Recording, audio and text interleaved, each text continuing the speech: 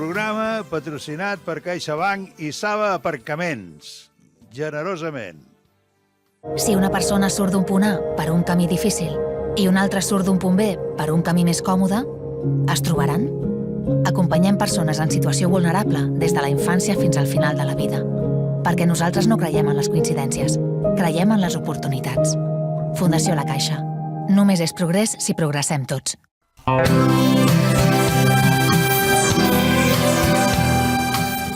Buenos días, como siempre, domingo, estamos aquí, llueva, haga sol, nieva, pero nosotros siempre al lado de la cultura y siempre con personajes de primerísima fila. Tenemos hoy un libro muy bonito, precioso en mi opinión, que nos lo ha escrito un antiguo comandante capitán de navío concretamente, que además es piloto de caza, o sea, una persona de una cultura extraordinaria, porque no es piloto cualquiera que si no sabes física y no sabes matemáticas no vas a ningún sitio. Y nos ha hecho un libro, pero muy bonito, francamente muy bonito, sobre la figura que fue, bueno, creo que más que de Sabaté, de lo que fue la posguerra en general, que él, igual que yo, tuvimos la suerte de no vivir, pero bueno, yo nací en el 51 y en el 52. Quizás es por esto que nos entendemos más. Y como cada semana, pues vamos a hacer nuestras preguntas de rigor. ¿Qué tal, Antonio? ¿Cómo estás? Yo estoy muy bien, muchísimas gracias. ¿Y tú, Román, cómo andas? Pues mira, no me quejo. Entonces estamos igual. Estamos igual, ¿no? A ver, debes contribuir a la descripción del fascismo en España. Es lo que primero que le dijeron a Kegel.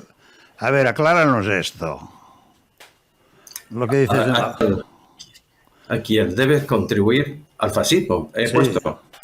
Lo dices en la página contra el fascismo. No, debes contribuir a la descripción del fascismo en España. A la destrucción. Descripción. Bueno, pues es un error total, porque la intención era poner destrucción del fascismo. Ver, a lo mejor me he equivocado yo, que no te creas. ¿Página? ¿Qué página me has dicho? 10. Hacinamiento, mala, escasa alimentación, inseguridad, obras solo permitieron la supervivencia de los más fuertes. Debe ser la destrucción, no te preocupes, es la destrucción. Sí. Me he equivocado. La destrucción, sí. Pues a ver, explícame esto de la destrucción del fascismo, que fue lo primero que le dijeron a Kegel. Bueno, la intención del Partido Comunista Noruego en aquel momento, contribuido por la solicitud del Partido Comunista y de la CNT, del Comunista Español y de la CNT, era la destrucción de la Basílica del Valle de los Caídos en el momento de su inauguración. Con la caída de la Basílica sobre las cabezas de todo el movimiento nacional y de Franco, muy posiblemente se hubiese acabado el fascismo. No sabemos exactamente lo que hubiese ocurrido. Hubiese sido un asunto interesante a ver.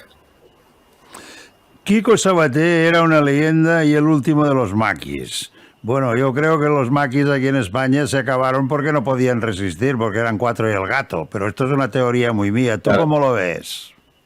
Yo veo que no tuvieron ayuda externa y eran unos guerrilleros que vivían de lo que podían pillar, no tenían infraestructura. Después de la Nolo Sabaté se perdieron las francos y toda la infraestructura que tenían en Barcelona, con lo cual pues estaban en un mal momento. Las acciones subversivas que comenzó a llevar desde la muerte de Manolo fueron convirtiéndose en verdaderas ejecuciones sumarísimas, como en marzo del 56. Bueno, las ejecuciones duraron que yo ya era mayor. Ya, pero bueno, vamos a ver. Esto es una novela. Yo no estoy contando la historia de Quico Sabaté tal como ocurre. Es una novela en la que hay mucha ficción en todo ello. Está, como digo en la portada, está inspirada, que no basada. Está inspirada. Bueno, entonces veo que aquí dices que Kiko se había convertido en un peligro para la organización al confundir ideales con venganza. ¿Esto debe ser una apreciación tuya o en realidad iban así las cosas? Bueno, es una apreciación por lo que estuve leyendo sobre Kiko Sabaté. Es una apreciación mía, evidentemente. Cuando la obra esté entregada, don Diego le ha prometido un buen puesto en Agromán, aunque a él le gustaría seguir a la sombra del arquitecto. Bueno, Huarte y Agromán creo que fueron los que más construyeron el Valle de los Caídos, ¿no? Sí, evidentemente. Pero bueno, una vez terminado el Valle, Huarte y Agromán siguieron trabajando en otras cosas. Y al acabar el Valle de los Caídos, los obreros que estaban, y don Diego mismo, pasaron a otras obras. Y bueno, pues don Diego le había prometido a este, que tampoco es un personaje real, seguir trabajando en alguna empresa de las que él conocía y de las que posiblemente lo iban a favorecer. Bueno, esto ya pasaba antes, ¿no? Los ganadores generalmente iban recomendados de un comandante o de quien fuera y les daban trabajo en cualquier sitio, ¿no? Pues imagínate el arquitecto de la basílica, la influencia que tenía en las empresas. O sea que podría ser el que más influyese en esto de la construcción. Luego veo que tienes un recuerdo,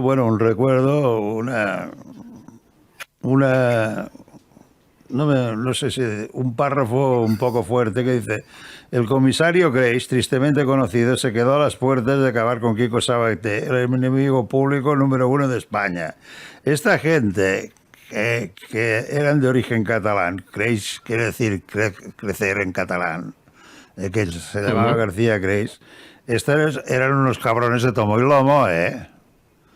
Esto lo has leído. Evidentemente. Estos eran de miedo, sí.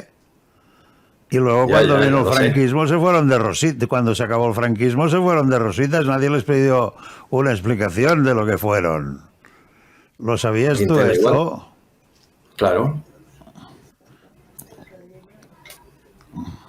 A mí el nombre de Grace hace poner los pelos de punta aún en Cataluña, ¿eh? No sé si lo sabías. No lo sabía, pero bueno, ese es lo que he leído. Ah, es lo que he leído. Y sé que estuvo en Estados Unidos haciendo cursos antisubversivos. Antisubversivos, llamémosle de esa manera. Quintela sabía que no sería bien recibido en la brigada, tampoco necesitaba personarse en Barcelona, solo porque Kiko había cruzado la Muga.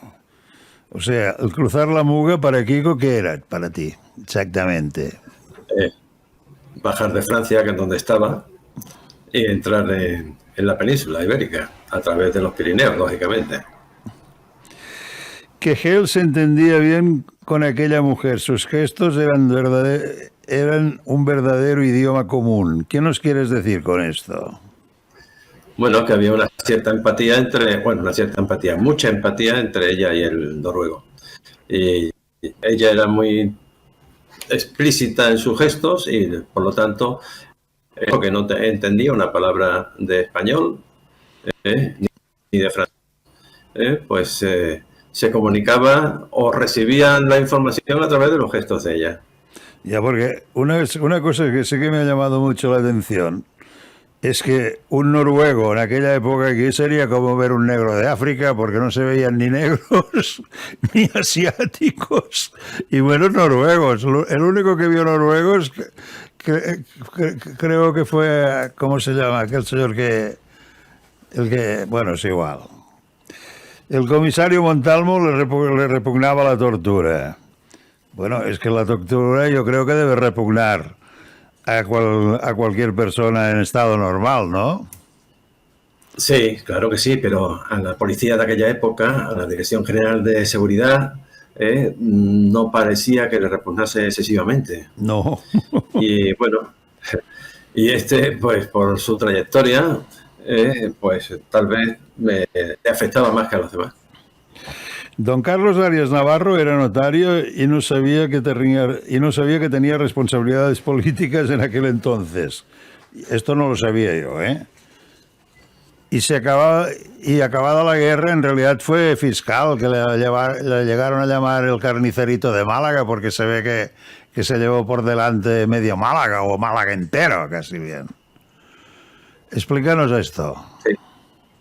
Hombre, no, yo te coloco a Carlos Arias Navarro de director de la seguridad, de la Dirección General de Seguridad. En aquellos años sí lo era.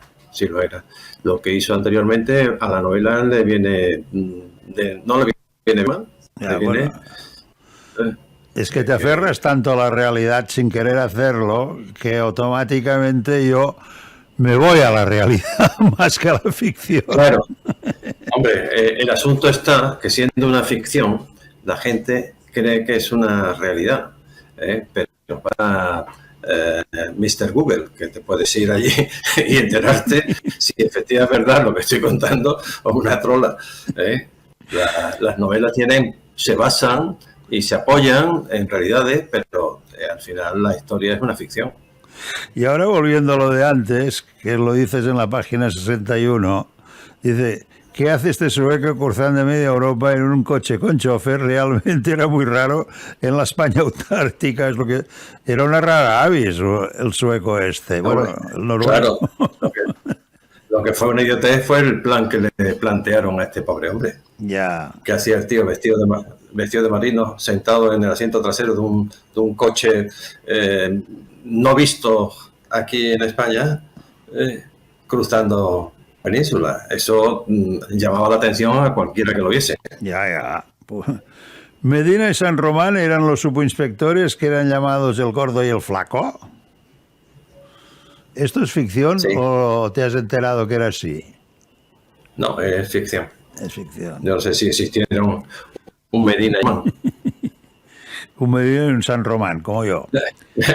Me estás destapando. Huarte dice que participó en las obras del Valle de los Caídos. Ahora se deben avergonzar, ¿no?, al decirlo. O se lo deben callar. ¿Tú crees que hay alguno vivo? Bueno, la empresa está. Ah, bueno, Huarte sí, pero la empresa ya le importa un bledo lo pasado. Aquí todo el mundo vive ahora mismo el momento actual. Luego tienes un recuerdo para las Anglas 400, que era la moto más bonita, pero corría poco. Yo me quería comprar una y no me la logré comprar nunca, tú. ¿Cómo es que tienes este recuerdo por las Anglas? ¿Que tuviste una o qué? No, yo nunca fui motorista. Yo fui aviador, no fui motorista. Pero, bueno, eran las que utilizaban los alemanes, lo que utilizaron en Noruega. En Noruega usaron... Didi, te escucho. Claro. Utilizaron Anglas en Noruega. Eran las que se ven en todas las películas. Yo creía que era BMW lo que usaban, pero bueno, es igual. Habría de todo. Habría de todo, supongo. Montalvo. Bueno, pero espérate un momento, estamos hablando de las Anglas de la policía de tráfico española, ¿no? Sí, claro, porque no había, era la que llevaban aquí. Claro, la que llevaba el noruego era otra. Debía ser la BMW la que llevaban los noruegos. Claro. Montalvo, una conjetura propia de su aburrimiento vital, que bien podía esperar al día siguiente, pagó la cuenta y se fue a casa. Este tío, el Montalvo un tío muy gris, ¿no? Sí, era un tío gris porque así lo habían determinado sus jefes, lo habían metido en una esquina de la Dirección General de Seguridad a perseguir el contrabando, que ya lo perseguía la Guardia Civil, o sea que bueno, lo habían puesto allí porque había sido comisario. Lo que el marino pudiese traer en el fondo de la maleta fueron armas ligeras. Bélgica era fabricante de este armamento y de escopetas en general. Esto es verdad. Eso es verdad, claro. Y de munición, y de mucha munición. Hasta que Explosivos a la vez empezó a vender munición. Toda la munición de pistolas, sobre todo de pistolas, venían de Bélgica. Es que yo lo había leído varias veces esto. No habían cargado más que cartuchos de dinamita y ninguno detonara. Un poco despistados esta gente. ¿Cómo no lo advirtieron que les daban mercancía caducada? No, no estaba caducada. Le dieron la dinamita estaba bien porque él llega a inspeccionar una serie de cajas, a meterla en el doble fondo del coche y bueno, ve que los cartuchos están bien, pero estaba lloviendo, estaban alterados, estaban tal y no se fija si tienen detonadores. Bueno, Federico culpabilizó a Amadeo. El gesto que tuvo en la casa de San Blas le demostró que era un canalla y que les vendería si caía en manos de la policía. Bueno, lo de la traición aquí se da más que en Italia, por lo que veo, ¿no? Hombre, tratar de sobrevivir y en gente que no tenía mayor moral, pues que no, pues se dedicaban a sobrevivir. Luego pones Antonio Creis, que se disponía a interrogar en las dependencias de la Guardia Civil al herido en el macizo. Me hace raro que la Guardia Civil le dejara pasar, porque son muy suyos esta gente. Yo los conozco un poco, e incluso con el franquismo eran muy suyos. Sí, pero iba acompañado de Eduardo Quintela, que todavía seguía siendo una eminencia entre la policía y Guardia Civil en Barcelona. Vale, porque... Vale. Digo yo, que por eso, hombre. No, bueno, es que... Tampoco me puse a pensar en por qué le permitieron entrar en las dependencias. No, porque son muy suyos, son una gente que son muy suyas. Yeah. Pero a mí me interesaba para la trama. No, pero es que además yo he visto pelearse los he visto pelearse con la Policía Nacional para apuntarse los méritos. Bueno, pelearse en el sentido de la palabra, ¿no? A trompicones fue el relato del plan de Kiko al liberar a Soriano, el cruce de la Muga con el intercambio de disparos con los gendarmes franceses. Esto sin saber por qué se vieron en un fregado, ¿no? Los franceses aquí. Sí, ahí se ven en un fregado y es lo que llama la atención a la policía española del cruce de la Muga por parte de los guerrilleros. Aquí dices, la única salvación de Kiko era caminar. Esto es igual que aquel español que tenemos nosotros, que hizo aquella película El camino revienta. Veo que te has fijado en él también. Iba herido, no se podía parar. Él tiene que buscar la solución. La palabra paseo tenía reminiscencias difíciles de aceptar por aquellos hombres que habían vivido la contienda. Bueno, la palabra paseo era para echarse a temblar, ¿no? Si te decían que te lo daban. Por eso mismo, cuando Kiko le dice, vamos a dar un paseo, se van por la patilla. A la Guardia Civil le habían matado un teniente y esto les daba prioridad en la caza. Pues sí.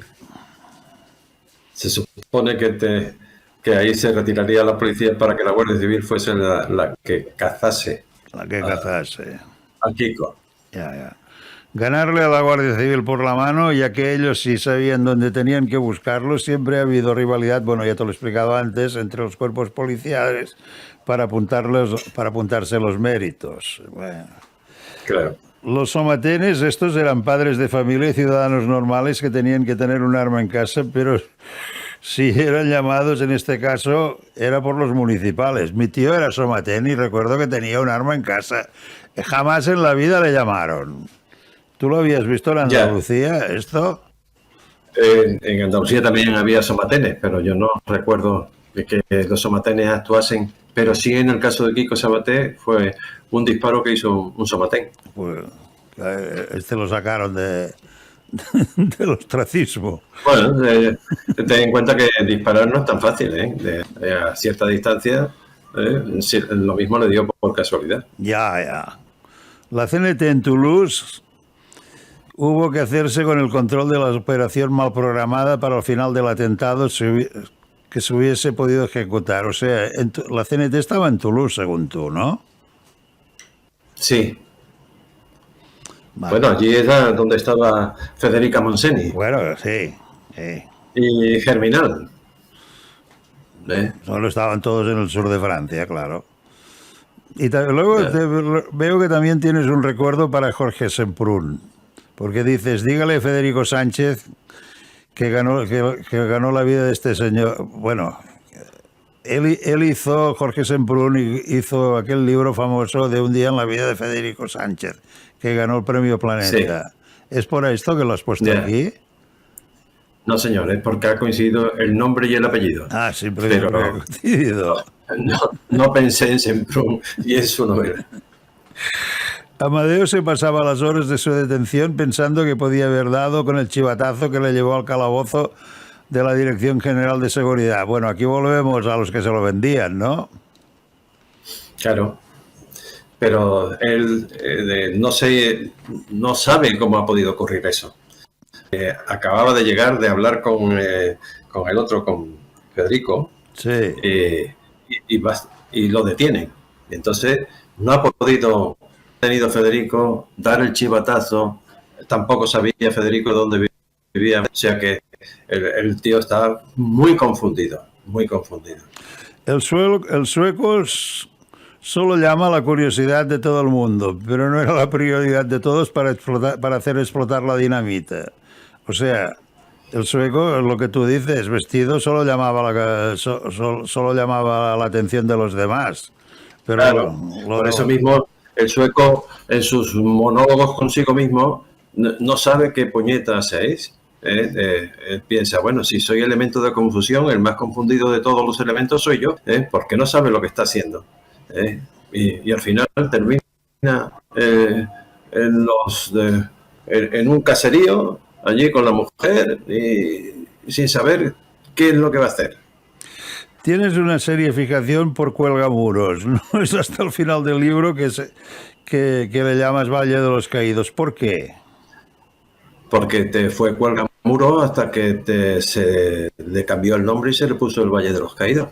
Ah. Entonces, la gente lo conocía como Cuelgamuros. Cuelgamuros. Bueno, ahora también le vuelven a llamar Cuelgamuros. Bueno, pero con una cierta intencionalidad política. Ya. Todo tiene su intencionalidad. Las cosas no se llaman así porque así. No he entendido. Franco le cambió el nombre. No, vale, no, muy bien, me parece muy bien. No he entendido nunca por qué Franco tenía que entrar bajo palio en el valle y en las catedrales. ¿Esto que estaba en un concordato o qué? Es que te prometo que es de las pocas cosas que no me ha sabido explicar ningún cura, tú. Pues entraba en todas las cárceles, entraba bajo palio. Y su mujer también. Los dos entraban bajo palio. Sí, pero bajo palio. Como si fuera. La custodia era la que entraba bajo palio. Pero es que Franco en esa época era la rehostia. Lógicamente, entraba como bajo palio.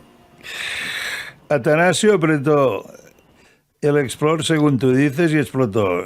Y si no, fuera que sí, que lo habrían callado en una opinión. Que si no fuera así, lo habrían callado, pero esto es una opinión muy mía, Sí. ¿Por qué? Explícanos esto de Atanasio. Atanasio, me estás diciendo apretar el explosor cuando ya estás metido en el desagüe.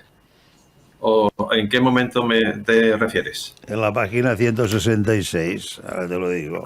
166. Adelante.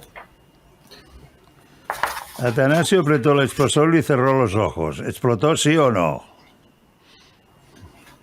Evidentemente no. Evidentemente no. Vale. Porque no hubo tal explosión, ni se cayó la basílica, ni murió Franco, ni nada de nada. Ni pasó nada. Pero él pensaba que sí, y entonces cerró los ojos porque cuando va a sentir una explosión cierra los ojos. Después resultó que lo pilló la Guardia Civil. O sea que no explotó aquí. Ya. Al final el sueco fue asesinado por 2 guardias, tú. Bueno, yo diría eso es cierto. Eso es cierto. Bueno, pero ¿no sería que cumplían órdenes estos señores? No. Lo que yo leí sobre la muerte de este hombre en Fresno el Viejo fue el miedo de un guardia joven cuando el jefe de estación dijo, va a sacar una pistola. Entonces lo que iba a sacar eran los papeles del bolsillo trasero del pantalón. Lo que no se sabe y nunca se sabrá es por qué se bajó ese hombre en mangas de camisa una mañana de niebla total en Fresno el Viejo.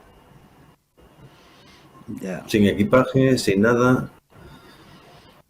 Después, al cabo de los años, se ha sabido que era marino mercante, realmente era marino mercante. Era marino. Pero los hermanos que estuvieron en Fresno el Viejo y lo dejaron enterrado allí, no entendieron por qué se había bajado allí. Quejel tiene una sepultura, tenía una sepultura que era como la tumba del soldado desconocido, aunque aquí dices que fue un suicidio por su parte y además mal planteado. ¿Tú crees que...? No fue un suicidio por su parte. Ahí lo que digo es que fue enterrado entre los suicidas. Entre los suicidas. Entre los suicidas. Todos los cementerios tenían una parte que no era suelo sagrado en el que se enterraban a los suicidas, porque se suponía que los suicidas estaban condenados a los fuegos del infierno. Y bueno, como era un terrorista, era extranjero, no era católico, lo enterraron en la parte de los suicidas.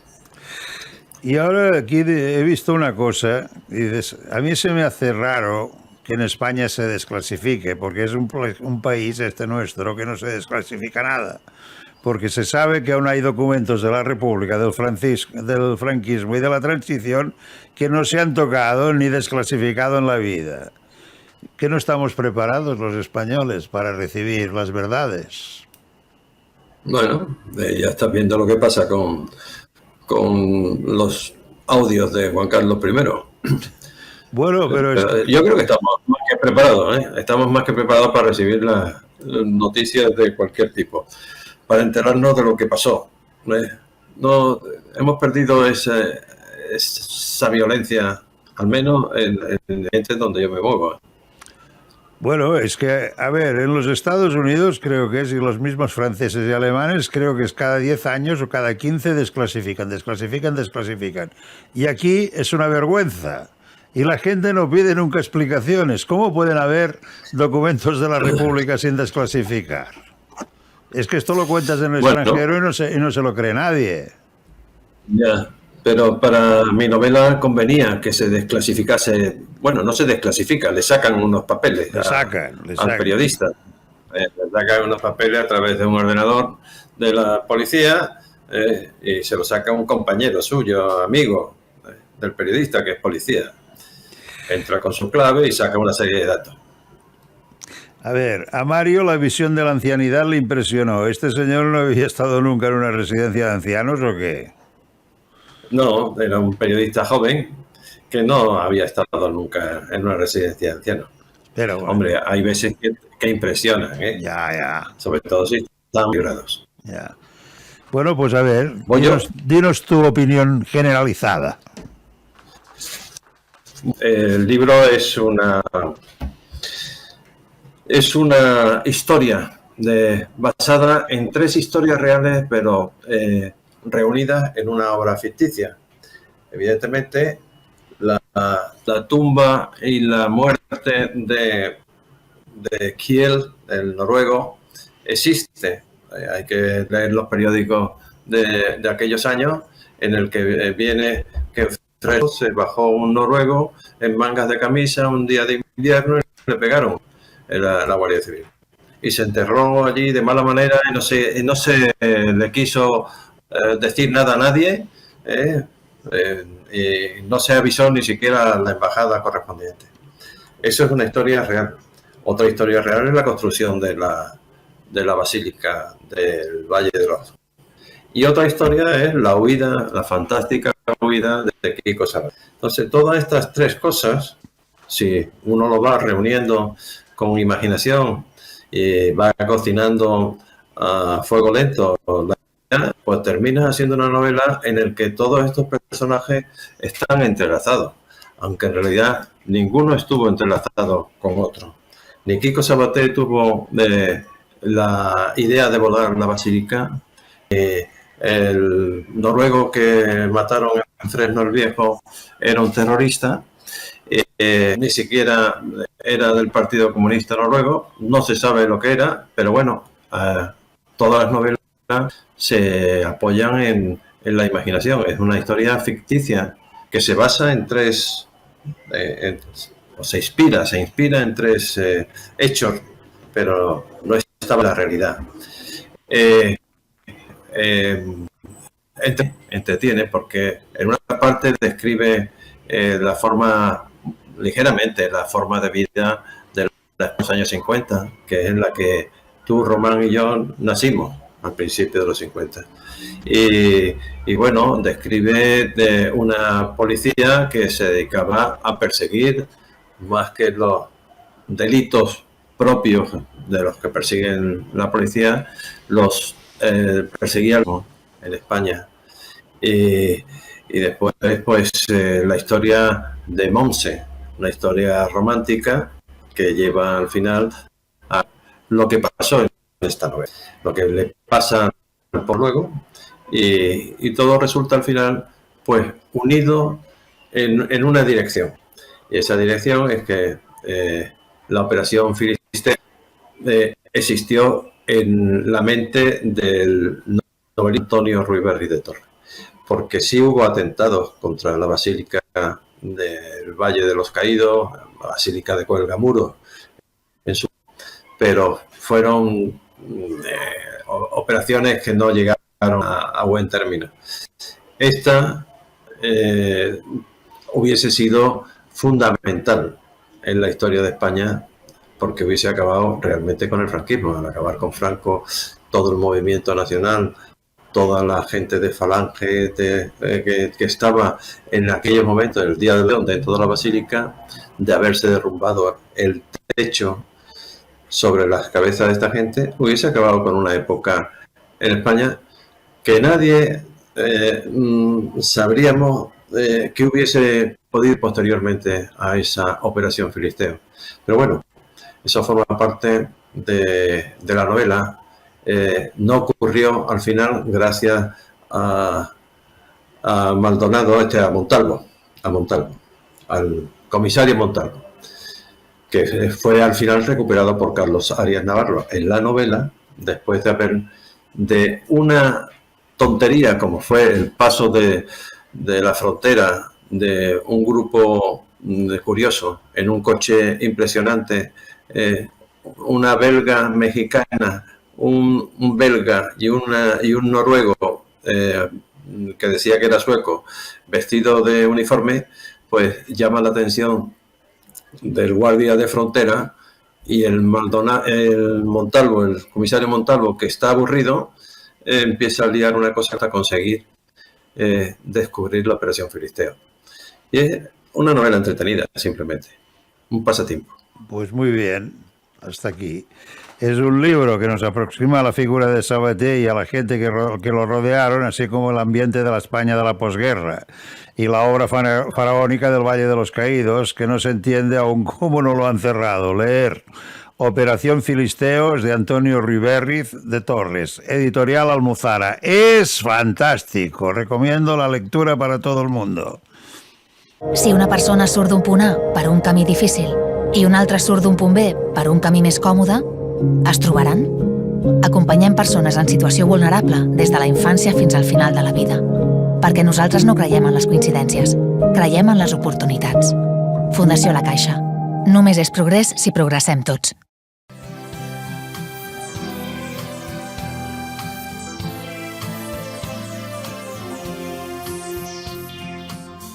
Programa patrocinat per CaixaBank i Saba Aparcaments. Generosament.